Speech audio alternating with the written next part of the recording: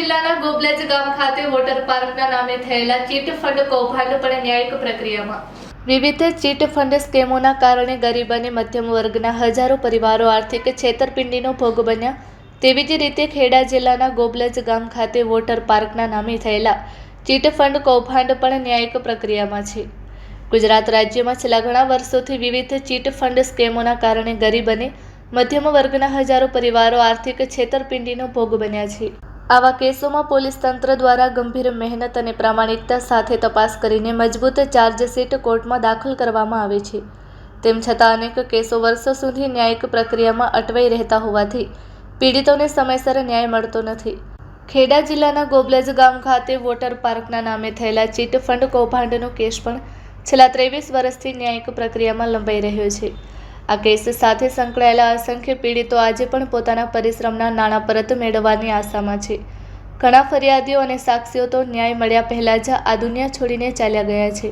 આથી માંગ કરવામાં આવે છે કે આવા ચીટ ફંડ કૌભાંડના કેસોની ફાસ્ટ ટ્રેક કોર્ટમાં રોજબરોજ સુનાવણી કરવામાં આવે અને પીડિતોને ઝડપી ન્યાય મળે.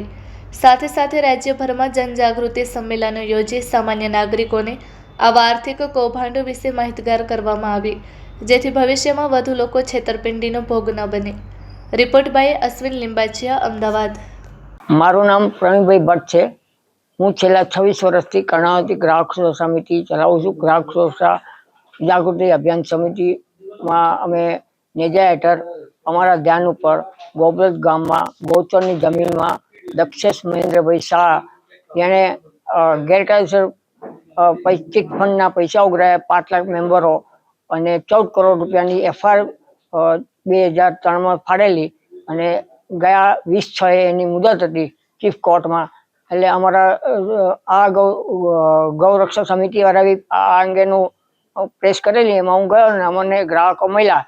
5 લાખ ગ્રાહકોનું આણે ચીટિંગ કરી નાખ્યું છે. અને ગોબલેજની અંદર ગૌચરની જમીન છે. ગોબલેજ ગામના દિલીપભાઈ પટેલ સરપંચ અને આ બધા જ એમના વિરોધમાં છે. પણ હજી સુધી કોઈ સ્થાનિક લોકોને કે કોઈ નિકાલ આવ્યો નથી. આ એક ભ્રષ્ટ વહીવટી તંત્રનો બેનમૂન એક નમૂનો છે. ભ્રષ્ટાચાર એ શિષ્ટાચાર થઈ ગયો છે. ખરેખર તો આ વસ્તુ સરકારશ્રીના ધ્યાન પર લાવવા માટે અમે કરી છે અને સરકારશ્રીની ફરજ છે